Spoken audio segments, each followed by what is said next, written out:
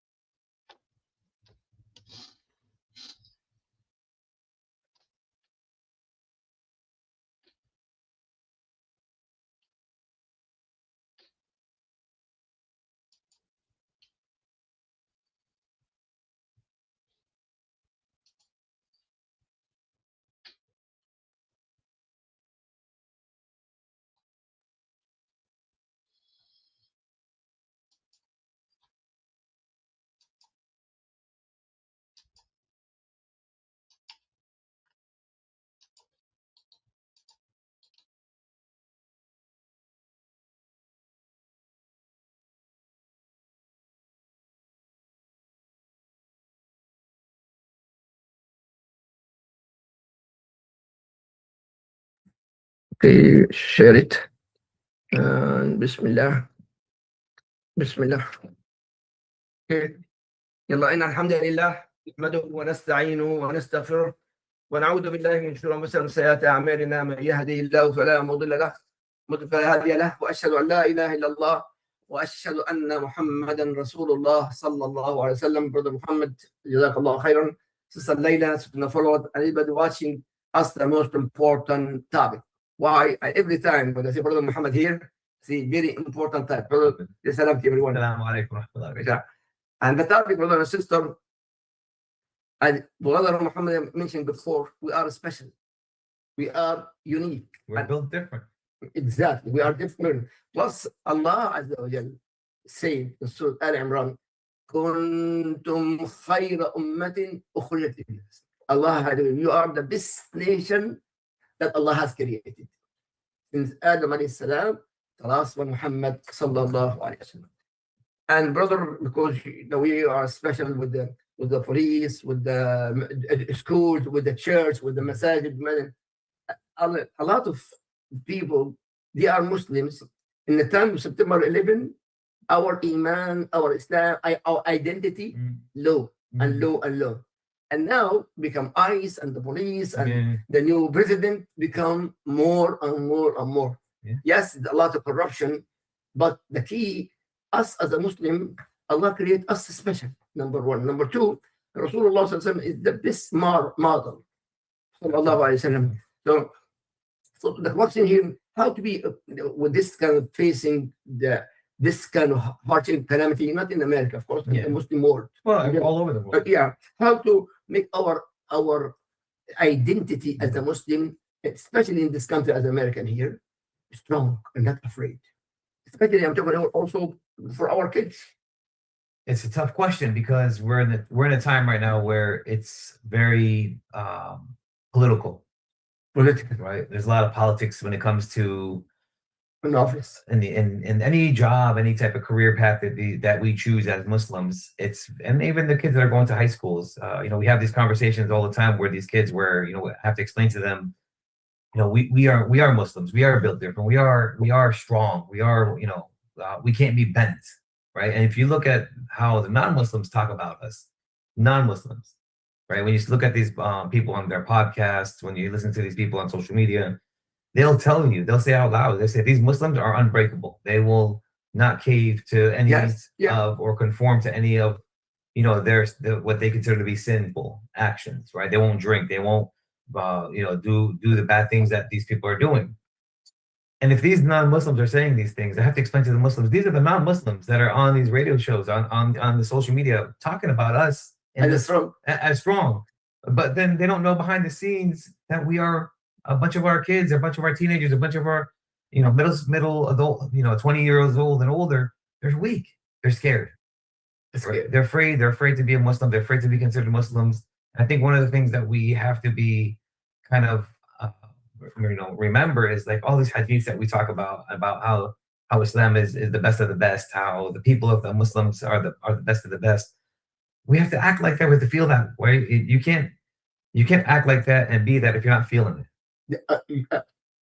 To feel it, To that feel you it. are strong already Yeah. by default. By default, like to be proud of yourself. I like that. Right? Yeah. I mean, we give our kids these names. We give our kids Muhammad, Ibrahim, Omar. We give our kids these strong names. And we don't explain to them what that name means.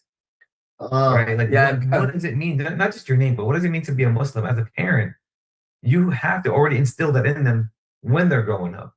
And if you've already failed doing that as a parent when their kids are young, figure out a way to talk to your children about excitement about being Muslim. Yeah, I Right? like that. You just mentioned something important. Mhm. That a companion, the Sahaba of Rasulullah Sallallahu Alaihi Wasallam, every name there is a meaning. They understand the meaning. Absolutely. And actually, we grew up in Gaza. To have a name, we have a meaning. Mhm. Me, Ibrahim alayhi salam. Absolutely. And then my brother Ishaq, because and Ismail, my brothers, my younger brother, when Ibrahim, Allah guide us as a Muslim to choose, but at the same time, this is very good to Brother Muhammad, Jazallah khair. If you give a name for your son, for your daughter, explain the meaning of your son, your daughter. Good. And don't just tell them, once, they turn 8 or 10 or you have to keep doing it on a consistent, you have to keep reminding them, your name Repeat is it again. This is very important topic. It's very important to just remember that, I already explained to my kid what his name means. Well, when? How long ago did you do that? Continuously explain to your children what their names are all about, what they mean, what it means to be a Muslim, what it means to be Umar, what it means to be Ibrahim, what it means to be Muhammad. Explain to them what that means. The meaning, and also why you choose Why your you choose that name. name. Why you choose your name. Yes, brother. I mean, how many times when reverts come to us or come to you and they change their names? Yes.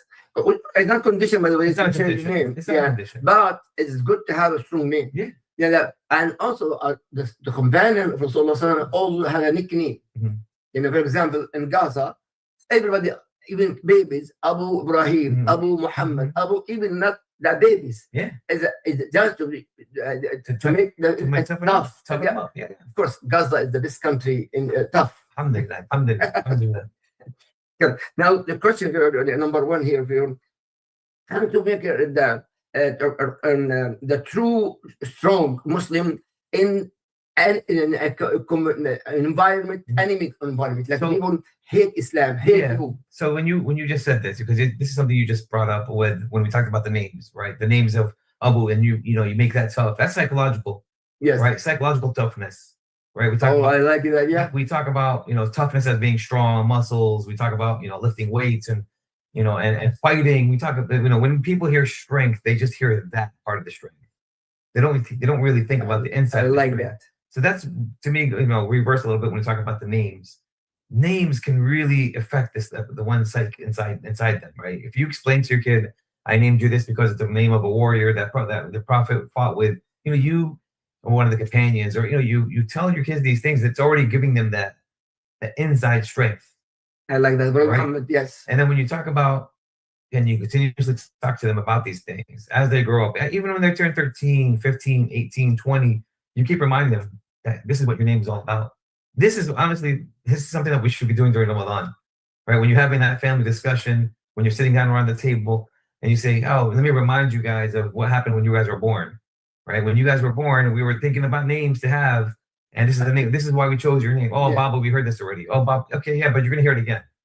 Because when I die, I want you to be able to tell your kids. Yes. Why my Baba named me this? Inherit that. Yeah. Yes. And that's how you leave a heritage. I love that. And so we think about strength as just being strong and muscular, and we can lift a bunch of weights, we can throw some rocks, strength is inside, right? And that's how you started at an early age. Let me tell you about your name. Let me tell you about your heritage. Let me tell you about where you came from. Let me tell you about my struggles as a father growing up in this country or in this other country or wherever you're from, and explain to them what you've been through. So they know, okay, if my dad could go through that, my mom could go through that, yes, I can go through this. And can you repeat yourself with that?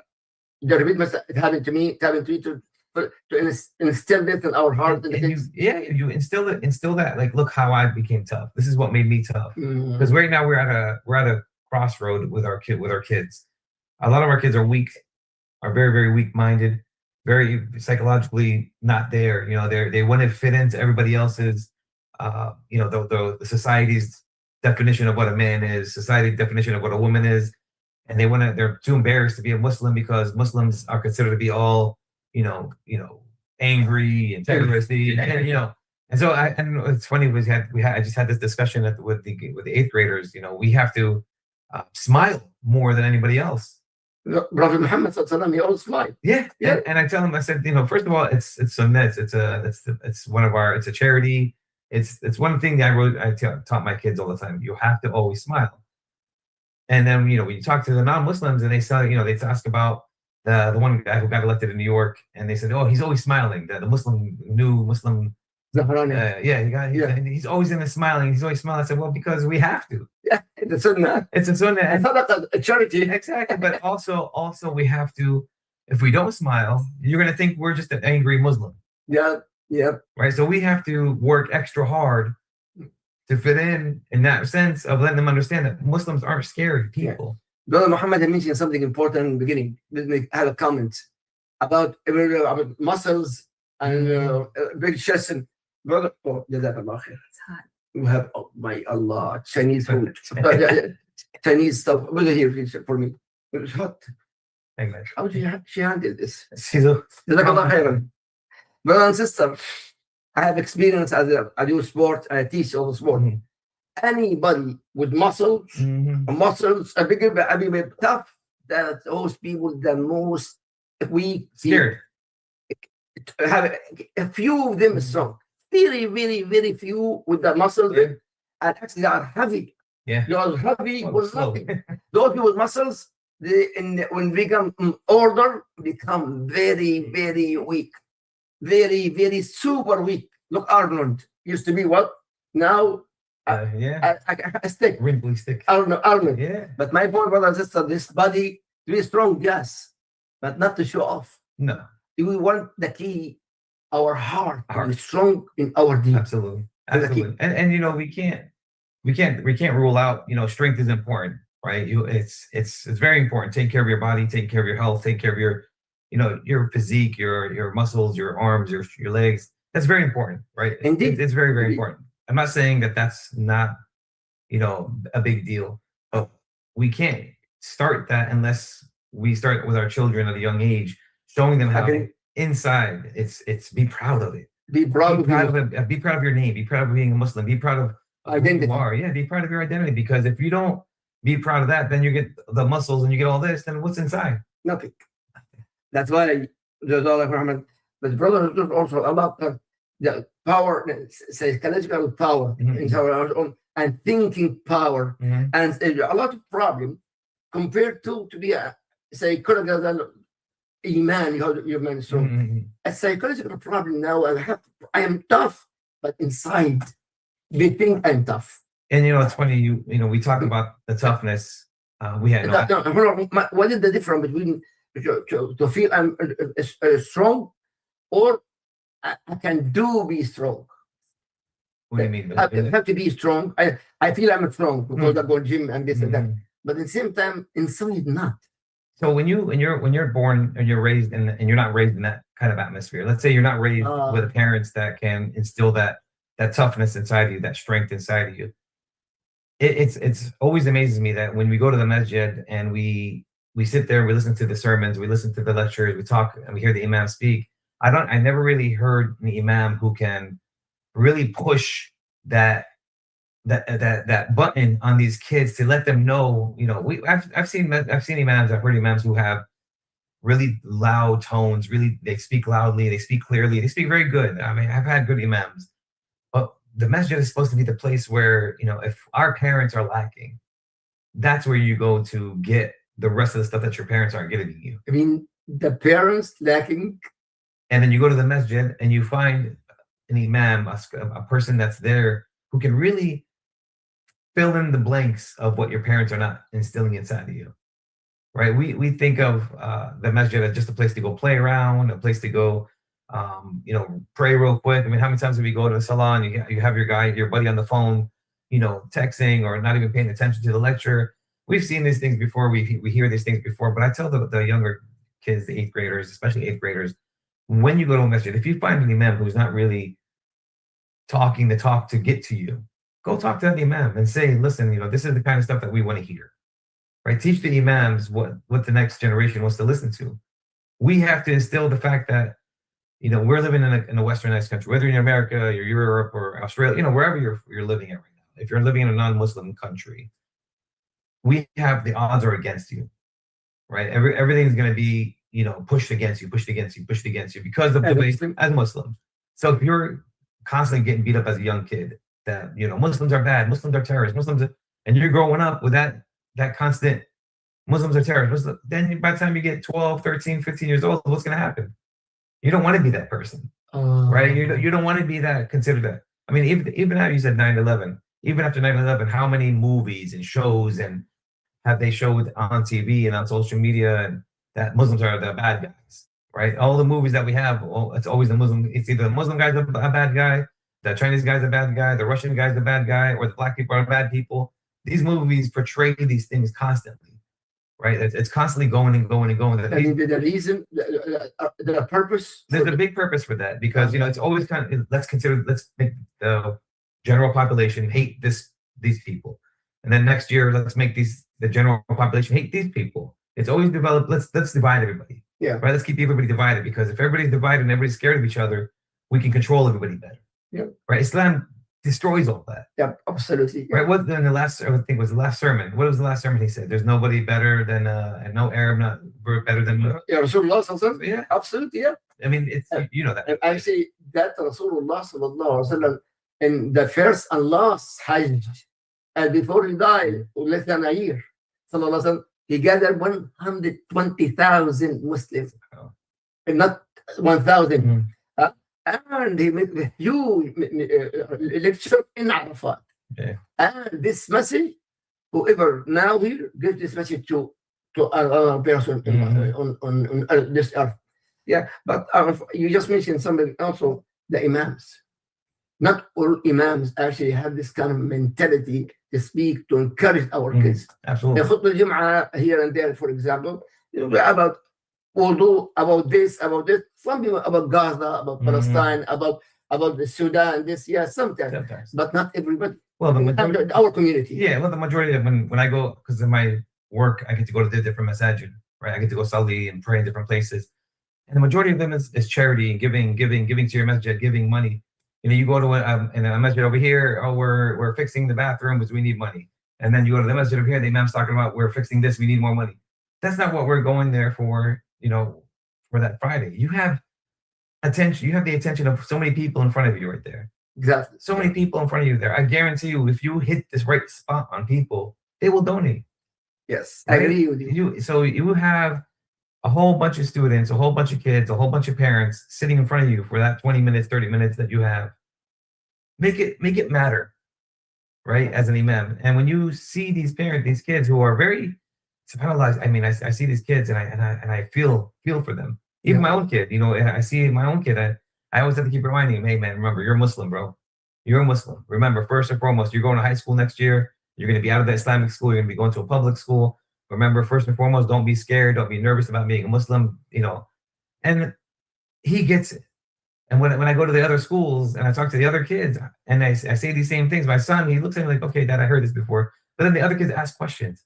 Well, how do I fit into the other school? How do I fit into the other kids when I go to high school? Because they're nervous. Yes, especially a lot of people had a Islamic school and go to the high school, public school. They're lost. Then the key here, that's very important. It's our term. But in this case, when we got Islamic school until middle school, they have to public school now. Yeah. Very important. Very important. Our mind today. So, but how to make our kids in this case fit with non-Muslim community? And plus, there's enemy there too. Look at that, you are weird, you are different. Yeah, absolutely. And this goes to a lot of the females who, when they go to with the hijabs, and You know, because I asked that question. I said, how many girls here, you know, because they all wear the hijabs in Islamic schools.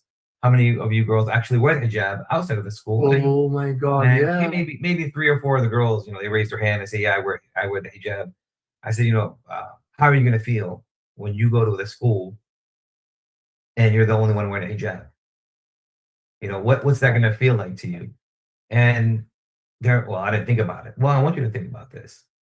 How are you going to feel when you go now to the American school? Are you going to be okay with this? Are you going to still be strong in your heart to keep that hijab on?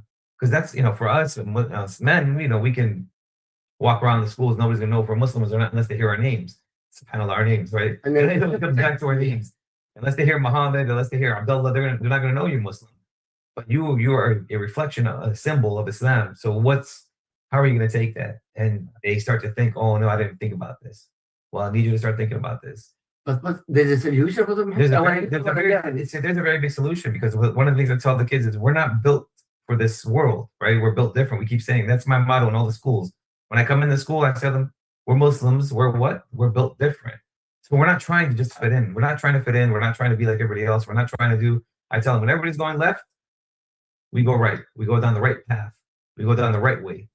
We do everything the way we're supposed to be doing everything. And I always tell them, if you're a good Muslim, you're fine.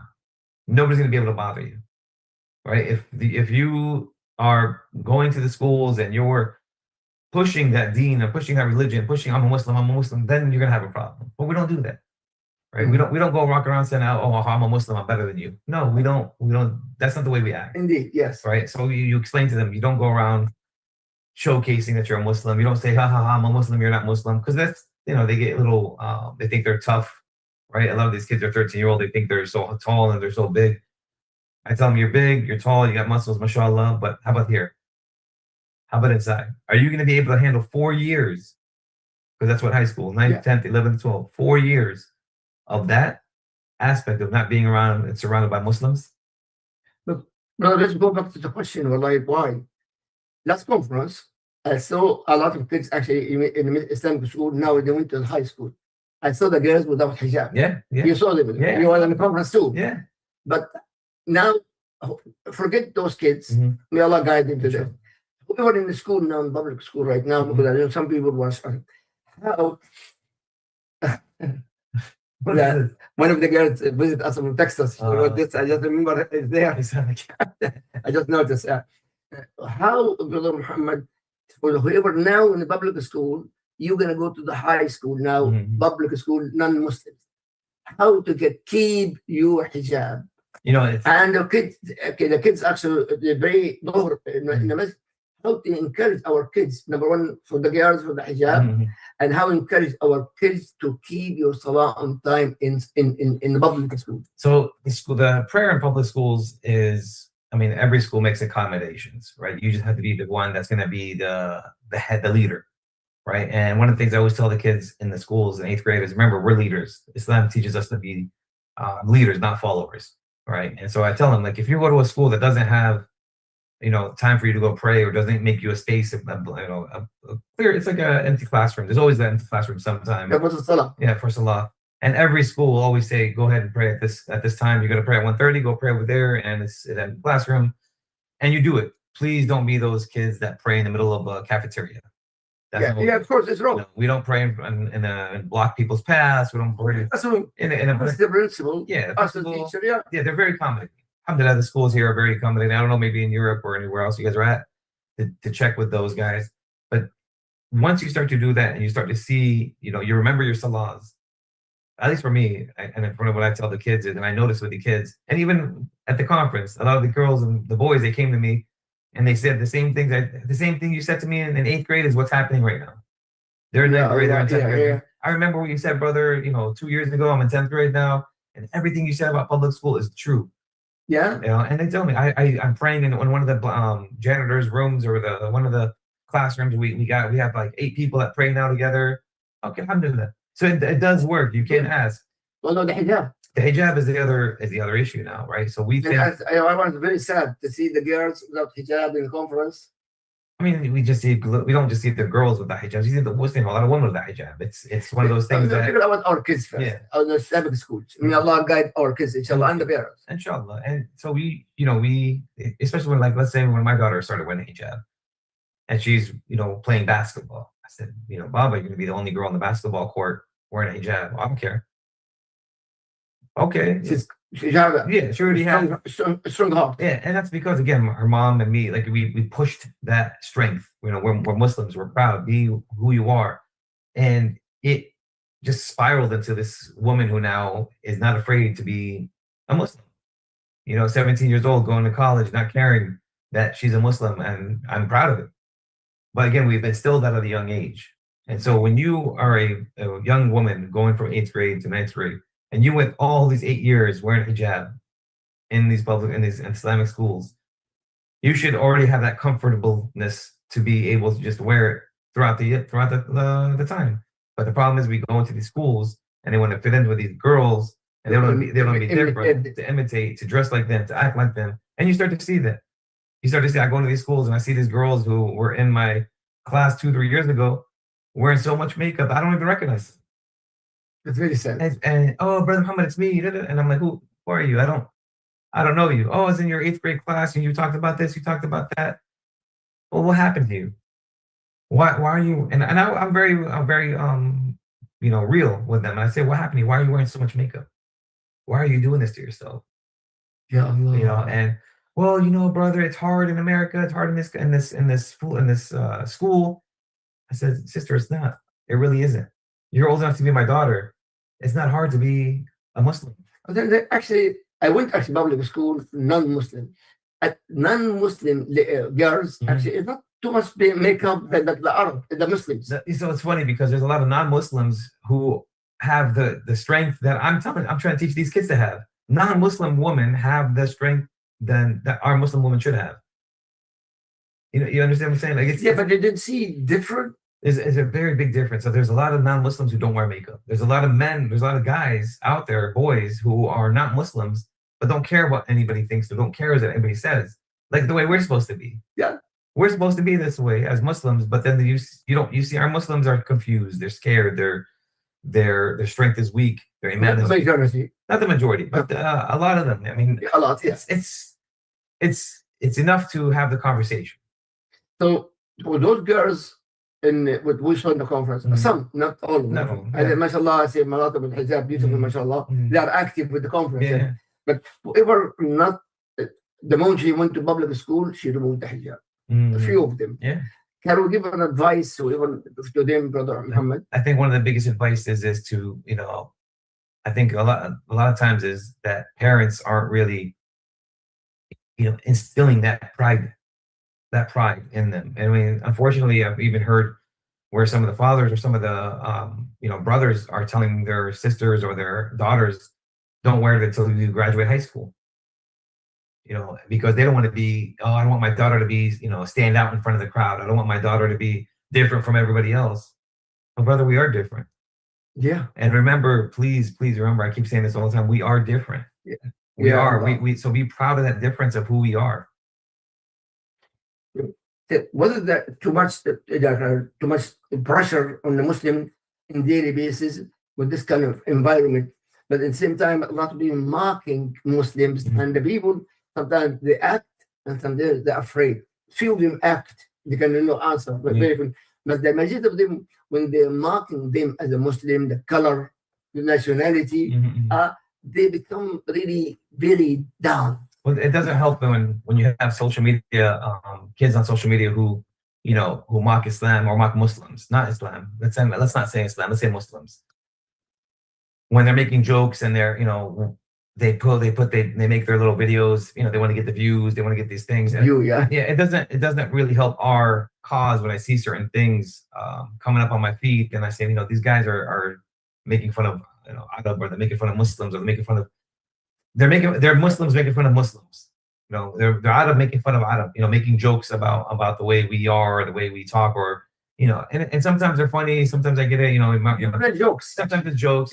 Mom with a ship. Okay, that's great. My mom hit me with a ship. Shoes. Shoes. That's the sandals or slippers. Sunday, yeah. you know, we grew up like that. I understand, but when you're talking about, you know, Muslims and prayer and you're making fun of the salah, or you're making fun of the hijab, or you're making fun of something like that, that's when you cross the line. Yeah. Right. And then that's kind of when our kids see these videos, they start to think, well, even Muslims are making fun of us. Right? Even Muslims are mocking us. And so what I tell the kids is, you know, especially when you go to a school and you're going to have bullies, right? You're going to have people, oh, are you a terrorist? Are you this? Are you that? Are you, you know, you're going to hear these things. First and foremost, I kind of tell them, like, take a step back. Don't engage in stuff like this, right? Don't go back and forth with them. Don't, because that's what they want. They want to get a reaction out of you, right? They want to see you say something. But, and I always stress this out, you have the right to defend yourself. If somebody lays a hand on you, you lay hand back. Agree. Right? You're not a wimp. And Islam tells us this. Yep. Right? You have the right to defend yourself as Muslims. And so when they're talking about in the Quran, whoever invade you, fight with you, fight back, just like the way defend yourself. Yeah, absolutely. And then you once it's done, you lay your hands up. You say, "Khalas," you don't go over excessive. You don't go too much. You just do what you got to do to defend yourself.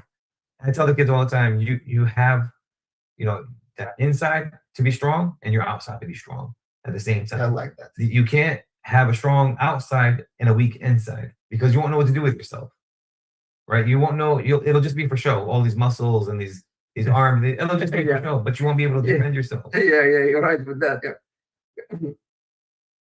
Yeah. Okay, now as a Muslim, so the identity is very important for us as a Muslim. How to show, okay, I am a Muslim identity without anybody criticize me in a negative way. Mm-hmm. And it's a lot. You know, for example, I go on the street, alhamdulillah, I have no problem. I go to the supermarket here, I go to Costco here with the same clothes, no one, anything, except once actually in the mall. Mm-hmm. In the mall, they go back to your country. Yeah. I say, go first, and tomorrow I will follow you. Yeah, so go first. My point here, when identity is very important. Identity is very important. There's no question with that, because we are Muslims. Absolutely. No question. 100%. We are submit ourselves to Allah. But the key, and not children, by the way, even adults. Even adults. Even adults, they are afraid even to pray. Mm-hmm. You know, for example, in the park, alhamdulillah, in a conference, I see people praying. But a lot of people, they want the Maghrib and Isha, home, we're going home. Because it's a mistake. Yeah. But how really to have this identity? I am a Muslim, plus I live in non-Muslim country. And around me, non-Muslim, 99% non-Muslims. First, let me kind of address what you said, what happened to you, right, at the mall. You were able to go back with him and say something back to him, right?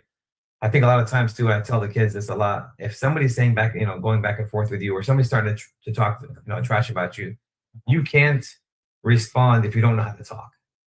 Right? If you don't know how to speak, if you don't know how to address the situation, don't speak. Don't make yourself seem. But you become down, bro. Yeah, you do. But this is where it comes down to knowing who you are, right? Knowing your identity and understanding and gaining knowledge. Right, and going back home or going back to talk to somebody who says, hey, brother, somebody said this to me the other day. How should I have reacted? And then I'll say, hey, listen, this is how you can answer that back, right? Because even when I do talks at when I do talks at different events, somebody asks me a question I don't know. Hey, listen, let me get back to you. Let me ask a sheikh, and I'll come back to you. I won't respond because I don't know. Yeah. But a lot of times, even when you go to these protests and you have all these, mashallah, hundreds of thousands of people protesting about Sudan, about all these things, I'll tell them, don't speak to any social media people if you don't know, because you're just going to make yourself sound really dumb. Correct. And you're going to make us look really bad as Muslims.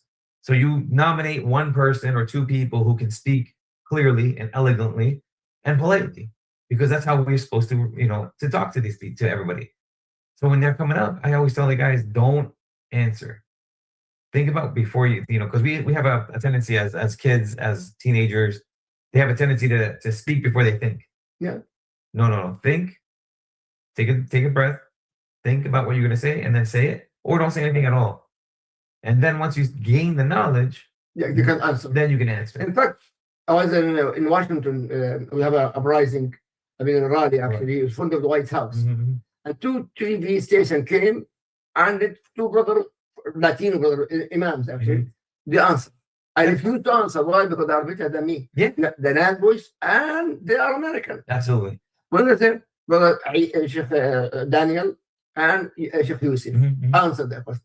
I agree with that. That means if I do know how to answer, number one, not to be afraid and be firm.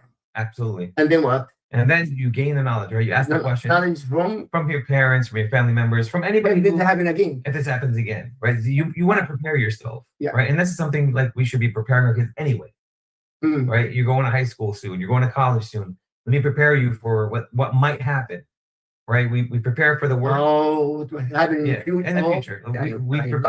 We prepare for the worst, but hope for the best, right? So I mean, this moment here, you're the one to tell us if this happened, what to do. So if you have somebody coming at you, depending on where you're from, you know, because a lot of times you might be from nationality, what color, all these things, because you're gonna have so many people who have been brainwashed by social media, by the movies, to think that all Arabs are like this, or all Muslims are like that, or all Black people are like this, or all Hispanic people are like this.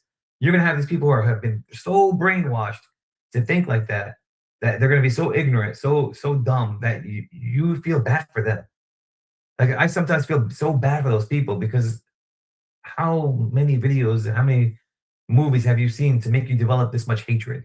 Because you can't. I mean, think about the movies you watch, right? Think about the videos that you click, or the videos that you see. How many times, if you see something sad, does it hurt you?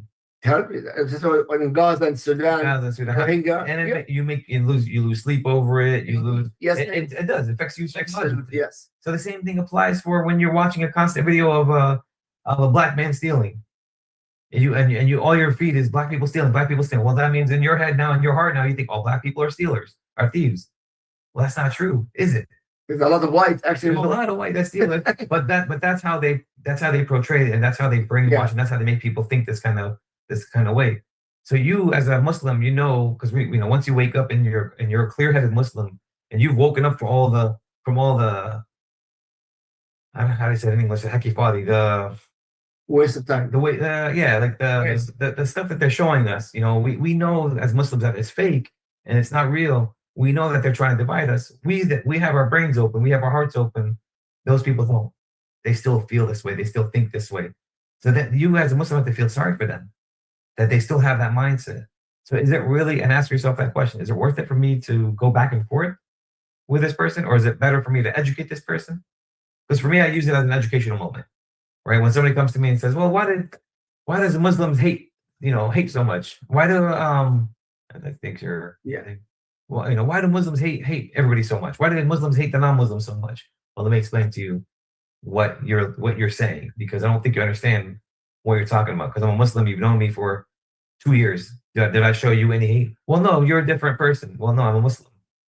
So let me explain to you what they've taught you to understand that all Muslims hate everything. Yeah. And you sit there, I will sit there for about 5, 10, 30 minutes and explain to them what Islam is all about. Well, that's not what I heard. Well, that's not what I understand. Well, I heard you guys beat your woman. Well, that's what you heard. But actually, my wife beats me. But they'll see these questions and they'll start to ask, right? Simple questions that you can answer. And then there's questions that you don't know how to answer. You'll say, listen, I don't know that answer, but let me get that answer for you, and we can have another talk. And I've always used like those hate moments as an educational moment. Let me explain to you what Islam is all about. Repeat it again, please. There's a lot of times in this world where you're gonna have a lot of hate coming at you. Use those hate moments as educational moments. Teach them about Islam. Let them see a real good Muslim. Because listen, don't get me wrong, we have a lot of bad Muslims out there. Indeed, yeah. There's a lot of bad Muslims, there's a lot of bad non-Muslims. Few. We'll say a few. But they are. And sometimes you're going to be the first Muslim person they meet. So let's be in a good way with each other. But when you go, of course, we spoke about it before yourself, when we are together, especially the kids in the masjid, you are strong, salah and this and that. But even the hadith of Rasul, with Rasulullah, our iman up, up, up. Mhm. We go outside, our iman down, down. But sometimes the iman went down and become down, more down. Mhm. Can you see that in public school? You know, we see that in public school. I see that, when I was in the jails and I used to work in the prisons. A lot of times those guys would convert to Islam, right? Mhm. A lot of times they, hey brother, can I get a Quran? Can I get a Quran? And I'll get, until now, I still go and grab Qurans from the masjids and I give them to the prison, the jails, because a lot of people convert while they're in there. And man, they're in jail. They're like these Muslims who are Muslims. They follow the religion, they follow the deen. In the prison? In the jail, in the prison. Oh. And then when they come out, they kind of like go down, like because you're back in society, right? When you go back in society, you go back. In prison society. In prison it's not a society. It's a jail. It's like you have nothing better to do but to pray 5 times a day, to do your reading, to read the Quran, to read the Hadith. You're reading, constantly reading. So they have, mashallah, a lot of knowledge in there.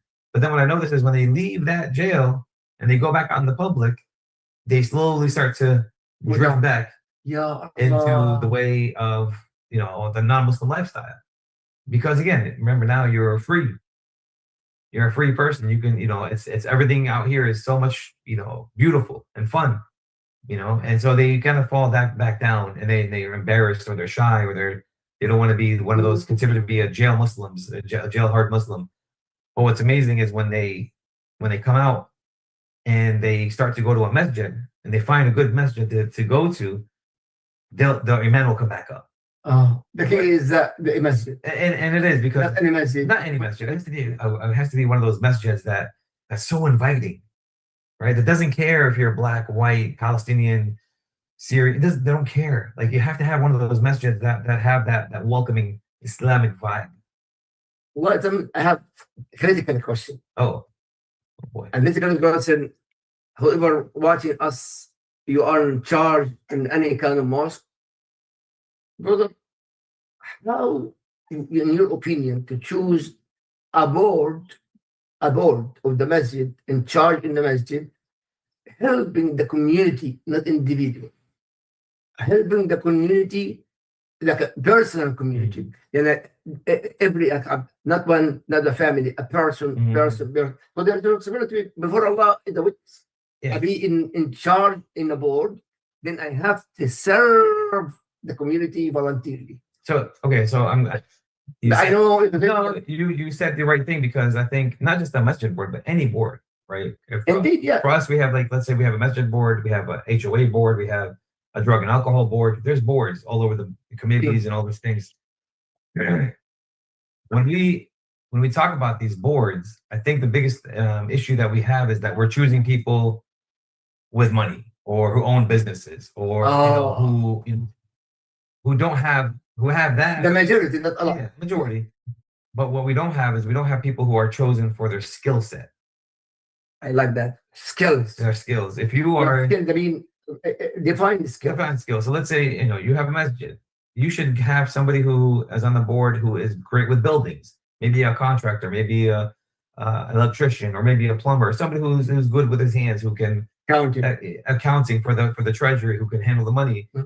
Organizer for the community. Somebody not anybody. You don't just pick anybody out of the blue. That I love that. And a board supposed to be special about this topic. He especially about he can serve the masjid, serve the community, not board election and that's it. No, and see, I think that kind of also goes back to maybe imams. I'm not sure, or the community, but I think the imams are the ones who should kind of see who their members are, get to know your members, and say, okay, well, I remember this guy. He's a plumber. He's an electrician. He's a contractor. Let's see. Let me talk to that brother and see if he wants to be on the board. I have another brother here or another sister here who's good at organizing events and who can bring the community to the masjid. Let's get this person on the board to be the community organizer. Like this, as an imam, you should see who your members are, and that's when you can say, okay, I'm going to put your name on ballots, and I'm going to put your name on these things. Are you guys okay? And at the end of the day, you're going to see a lot of people say, I didn't even think about it, but yeah, let me try it out for a year. I like that. Then have an idea to have a day with the Sunnahfollowers also to speak about how to choose the board of the organization masjid, center, school. Can you do that? We should talk about that. Inshallah. Yeah. By the time we're running around. Yeah. And now action and reaction about our the case. Sometimes the anger inside him. And in Hadith Rasul Sallallahu Alaihi Wasallam, when young guy came to Rasulullah, Ya Rasulullah, give me advice. And Rasulullah looked at him and said, do not get angry. Yeah. And not only 3 times, give me advice. Every time, do not get angry. That means he analyzed Rasulullah, Prophet Muhammad Sallallahu Alaihi Wasallam, he is angry. But when I go to some schools, you know exactly what I mean. I mean, the majority of the kids angry. They're angry. And not only that, when the principal speaks to the father become more angry, and the mom more and more angry. So and even though Islam says don't get angry, we still get angry. The Rasulullah not 3 times. Don't. Absolutely. But that's Sahabi what? No argument with Rasul. He listened, he took a shower, and then he hold his anger. Now become what? Sa'id. Yeah. A happy person. Well, that's what we talk about when we go to the houses, right? And we talk to the wives and husbands.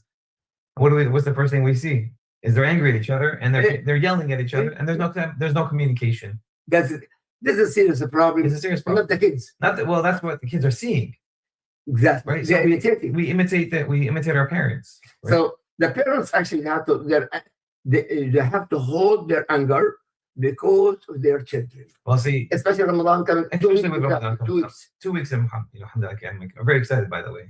I mean, everybody excited. And one of the things I actually talked to the kids today about was I want you guys to think, because I go every week until Ramadan. I want you guys to think about something that you're going to change during Ramadan. This is what I tell the Have the kids. intention. Yeah, like start thinking about it now. This is what I told the kids. Talk to your parents about what you think about what you want to change. And we talk about, the social media aspect. I talk to them about, deleting all your Instagrams, your TikToks that are bad. Stop following people that are doing haram stuff. One of the things that we also talked about was learning how to control that anger that happens throughout the day, happens after the week. And I said, you're in 8th grade, so you guys aren't angry right now. When you go to high school and people make fun of you and people bully you and people talk trash about you, that's when you can start getting angry, right? That's when you start to really feel it. And then you start to open up your eyes to the stuff that I'm telling them. And I said, I talked to the 10th graders that seen me in 8th grade, who they tell me the stuff. They say, brother, I get so mad sometimes because I hear them talking about Islam. I hear them talking about Muslims are this and Muslims are that. But I took your advice. I just walked away from it. Well, that's in school. That's what you have to do, right? And when you're in school and you're in public school, you got to walk away. Let them talk the trash. Let them say what you got to say. And I tell the kids all the time, when you're in public school, you have the right to go talk to a counselor, an assistant principal, your teacher, and say, look, these guys are talking trash about me. And get documentation that you've spoken to your teacher, document it down, because this way now you have proof that you're trying to get settled from the school to tell them to stop picking on you or stop bullying I think you need help to have a problem to get help with my problem. Of course. With anger. With anger, you have a problem with anger. This is something I think a lot of kids don't tell their parents about either. Our kids don't really talk to us. A lot of kids don't talk to their parents about what they're going through at school, what they're talking about, what they're hearing. And I think because the parents don't really ask the right questions at home, the kids aren't going to say anything. We talked about communication a while back about don't ask open-ended questions. Don't say, how was school? Well, school is good. Done deal. Tell us, done deal. No, what did you do in first period? What did you do in second period? What did you do in third period? How was lunch? What did you do in lunchtime today? Did anybody say something bad to you? Did anybody, how did you react to the people when they said this to you? You ask those open-ended questions, you're going to have a conversation with your kid. Be a friend or be a parent? A parent, of course, a parent. You're at that age with your kids at that age, you're a parent. But you also want to be that parent that the kids can come to and talk open to their heart and open and have that safe space. Our houses, our masjids, they're supposed to be safe places. They're supposed to be, and your kid can't talk to you. Your kid should be able to go to a masjid, right? And talk to somebody in the masjid, right? Hopefully an imam, hopefully you have a board member or a committee members there to be able to ask somebody for advice. For me, I give my number out to thousands of people. If you have any problems, call me. If you have any problems, call me. If you have any issues, text me. And alhamdulillah, inshallah, people call, people text. My brother just got married and we're going through a lot of issues. What do I do about this? Well, and we have these talks because at the end of the day, we all need somebody who you can kind of just come to and ask the right questions. So that way you can kind of just vent out what's happening in school, what's happening in college, what's happening at work, to somebody who can kind of give you guidance, good Islamic guidance that who really wants the best for you. Because there's people out there, I see them, I swear, on social media, guys, that who will give you advice. You can find any answer you want online. Sheikh Google, mashallah, he knows everything about everything. Now, Sheikh ChatGPT, Yeah. then Sheikh Instagram, Sheikh TikTok. Everybody has the answers for everything. You're gonna find the answer. You want to start drinking alcohol, you're gonna find a so-called sheikh that can tell you drinking alcohol is fine as long as you don't get drunk. You know, and you're gonna have a sheikh Google who's gonna tell you it's okay to eat pork, but a certain type of pork as long as it's halal. There's no such thing as, you know, you'll have these people looking online for the right answers, and they're gonna find the answers. They're gonna find the answers that they want to hear. Indeed. Because halal haram, brother Muhammad. In one page in Quran, in one page, was halal haram. One page. Yeah. And the whole entire Quran, halal, halal, halal. Only Allah, Adam alayhi salam and Eve, Hawa, do not eat from that tree, but everything we can eat. Yeah. Everything we can eat. But he chose to eat. Yeah. That both of them to eat from that tree. But that's the human reaction, right? We say, don't do this, and the kid does what? You tell the kid, don't touch that. What does the kid do? Do it again. He'll go and touch it. And again. And again. And again. But that's that human reaction, right? The controlling, the impulse control, the understanding. That's us. Don't drink alcohol. You're going to see a group of Muslims going to a bar drinking alcohol. You know, you have these, we think, simple rules, right? It's very simple to be a Muslim in America. But then you have these guys and these kids who feel like it's so hard to be a Muslim in America. Well, it's not. You can avoid everything. By the way, the bar. I came to America in 1988, like 37 years. Oof. And I was in Florida international base. Somebody, let's go to the bar. I thought, bar what? To go a tea and coffee. I went. I just knew. Yeah. Came from Gaza to America. To an American bar. And then I saw a huge sound, boom, boom, Yes, boom, the boom. music. Then I said, no way. I would isolate myself completely and have soda in that. Absolutely. My point, we choose what's right. And Allah said, وَهَدَيْنَاهُ النَّجْدَيْنِ. Do you pray to think? This is Islam and this is kufr. Halal and haram. I choose to do this. I choose to. But see, it's funny because you coming from Gaza, you're already knowledgeable in Islam. You had that deen inside of you, so you already had this inside of you. Whoever took me, Muslims. See, so you had that foundation, right? And alhamdulillah, I had that foundation, but I wasn't always, strict. Yeah, the foundation. Yeah, Right. I wasn't always strict on my deen. High school, college. I didn't think about it like that. But I never wanted to. I never had the want to drink, to party, to do. I never had that want. Not because of I'm a Muslim, it's haram, but mostly because I said I have a goal in my mind. Right? For me, it was more goal setting. I love this. You a great mind think alike. I came to America also for education to help my family in Gaza. Absolutely. And you're right. The key you just mentioned is very important. You grow up with this, and you can make it firm. Absolutely. When you practice what you learn. Well, we have time. We have time. Well, one of the things that I'll just kind of say real quick is I was talking to the class today when you talked about the subject. It reminded me of what I was just talking about with the 8th graders. How when you go to high school, your main focus is getting your education and getting out. Yes. Right. Set your goals up. What I want to do when I grow up, because we talked about what do you want to be when you grow up in high school. Indeed. Now we talk about it in middle school, because then you can actually go to a high school and get a college degree while you're in high school and get the certification. Yes. So I tell the kids, you guys have a head start on getting your education, getting where you want to go, doing what you want to do. I said, and I'm telling you guys, I'm telling everybody here, when you're in high school, when you're in college, put those blinders on with everything else that's going on around you and focus on what you got to do with yourself when you grow up. Whether you want to be a doctor, Islam, and with the foundation of Islam underneath all that, and your focus on your education, you're going to start to see how easy it is to be a Muslim. Brother Mohammed, you just mentioned actually exactly when I see kids actually in middle school or high school, I ask him, when you finish college, what you're going to be? A doctor, engineer, a teacher, what exactly? All that. In fact, when I came to America, I was a professor assistant in university in geology. Where a freshman, I have freshman. I asked him, first year in college, what are you going to be? Doctor, engineer, this. But I'm not decided yet. I will say, you're not going to. Yeah. If you're not deciding now, you're not going to decide after that. Yeah. It's very important. Brother Mohammed, about that. You have to really encourage our kids right now.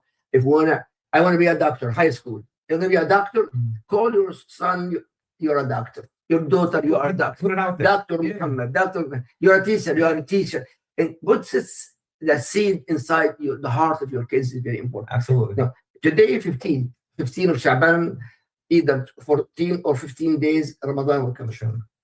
Number one, a lot of trials and tribulation. Ramadan, not Ramadan. Ramadan, not Ramadan. Yeah. Not fast, not the fast. I know some houses in our area here, Yeah. not our house, alhamdulillah. Alhamdulillah. Husband and wife, and the husband, they fast, and no, Wife. I'm not fasting. Yeah, I've seen that too. Do you see that? I've seen that. I'm not going to say Islamically now. No. Psychological problem, mental problem about those people. Because my way or the highway. Yeah, it's sad. But you think that's the solution? The solution is simple. It's just the fact that us, a lot of us Muslim men and women, we're hard-headed, right? We don't want to listen to reason. Yeah. Right. I'm right. You're wrong. That's it. Even husband and wife, Even husband and wife. Yeah. I mean, fast and not fast. You're living in the same house, and you have one person fasting, one person not. You have one person celebrating Eid, one person not. It's really mind-boggling. It's confusing because you're a couple, you're a family. Actually, a couple also young people. Mm-hmm. She fasts, and she don't know the Eid is tomorrow. And different Eid. Yeah. And after that, when her Eid second day, he already celebrated Eid. Yeah. And what happened? No, I said, he told me, come with me. I said, no, I met Eid yesterday. He refused to go with her and are divorced. Yeah. SubhanAllah. That means, Brother Mohammed, that is knowledge is very important, brother. Not from Sheikh Google and Sheikh Siri and Sheikh BBT. No, brother and sister, knowledge is very, very important. In the first 5 ayat from the Quran, Allah said, Iqra bismi rabbika. Iqra, read and understand. But before we finish, brother, very important here. How to prepare ourselves. Number one is Sunnahfollowers. Mm-hmm. How to prepare ourselves in this coming Ramadan, coming soon, inshallah. With peace and to be also united together in Sunnahfollowers, and the tea is waiting for us before we can call. How will Muhammad? So I think we want to unify the ummah, right? That's one of our biggest goals in our lives. That's why I tell the kids all the time that the end goal is to unify us, all the Muslims. I don't care where you're from, what country you came from or whatever, or what color you are, we're Muslims. So I think that the end goal is to unify the ummah for forever. Right? It's hard. So we have to start within our own households, right? You can't be a husband and wife and separate and you were fasting today, you're not fasting today. That doesn't make any sense. I like what Brother Muhammad. The household, you have to be together. And so, I'll give you an example. I'm telling the kids, on Sunday we're gonna start decorating for Ramadan. We're gonna get the stuff out. Let me know what you guys want to do. Sunday I'm taking off. There's not gonna be any work, no nothing, and we're gonna stay at home and we're gonna start to, get the house ready. Make it plan. We're already having the kids, so now they know. Okay, Sunday I'm busy. Tell your friends you're not gonna go fishing. Tell your other friends you're not going here. Tell your cousins you're not going anywhere. We're going to be busy on Sunday. All of Sunday is going to be focusing on Ramadan. We're going to make the house ready. And like that. Actually, we're going to plan, my wife and I. You have to get the kids.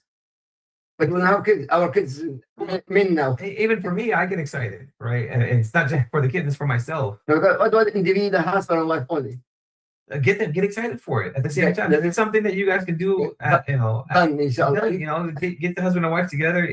Get that spirit going, right? And so when you start to plant little seeds here and there with your kids, with yourselves, with your spouse, you'll start to see the balance forming. Again, for me, what I've noticed is that when there's a foundation of Islam, just a foundation, and you already have it in your heart. You've been through Islamic schools, you've been through Islamic studies, you read the Quran, mashallah, you pray 5 times a day, you do the basics, just the basics of Islam. Everything else you put on top of that, helps the situation. It makes your foundation stronger, especially during Ramadan. So when you start to look at your Ramadans, your past Ramadans, right? We look at our past Ramadans. What did we do wrong, or what could we do better? Right? What could we do better this Ramadan that we didn't do during this Ramadan? And one of the things that I said was, we didn't decorate last Ramadan. We didn't get. Yeah, I did that because the war in Gaza. Yeah, the war in Gaza. We didn't feel it. We weren't feeling that well. We just kind of pushed things to the side and say, you know what? Let's start with our house first. Start now. Start now with your house first. 2 weeks left. 2 weeks left. Get your kids ready. Get yourself ready. Get yourself excited. A lot of times we have, maybe a lot of Sunnahfollowers can feel my pain on this, but caffeine, coffee, right? For me, I have to know that, okay, in 2 weeks, I can't drink coffee in the daytime. I have to drink coffee. Suhoor. And then when that iftar, right? Yeah. So we have to I have to switch my schedule around a little bit. I have to make accommodations because I know if I don't do this, I'm going to have the worst headache throughout the day. For with my experience, psychological stuff is not ready. Trust me with that. And now I'm the psychology works. No, listen, it's probably true, but it's I know that if I want to have a good Ramadan, I have to do this. I was fasting yesterday, and I have no coffee. Oh, mashallah. Wallahi, the best fasting yesterday. I didn't have no hunger, no thirst, and no headache. Mashallah. They have headache. That's repercussions from yesterday. And it's all in your head. No, my point. Allah, but the key, like a few days left, inshallah, for Ramadan, 2 weeks, inshallah, 10 minutes. Actually, you start building the family now, and you plan your action. You have a plan of action. Okay, this Ramadan we're gonna watch this series on whatever YouTube Islamic series that you find. Every day we're gonna watch a series right before iftar. Inshallah. And if there's people at your house, make them watch it with you. Good. It's not a question before the time out of the subject. I do karate.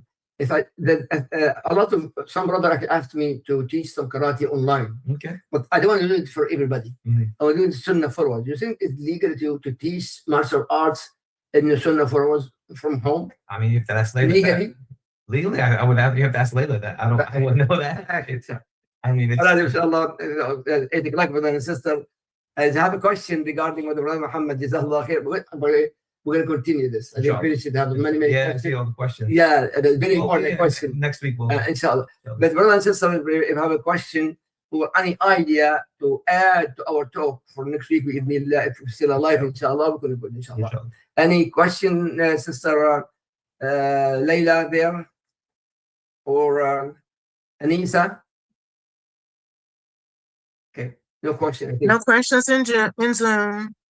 Alhamdulillah. Well, Brother Muhammad, this topic I really would love to continue. It's a big topic. Yeah, but we have more questions. So next week we continue until 2 weeks left. 2 weeks left for Ramadan. Yeah, we shall do something for the community. May Allah guide us to right. But may Allah subhanahu wa ta'ala make it Ramadan, the best Ramadan for all the Muslim Ummah, and guide us to the right path, Ya Rab, and gather us with Prophet Muhammad sallallahu alayhi wa sallam.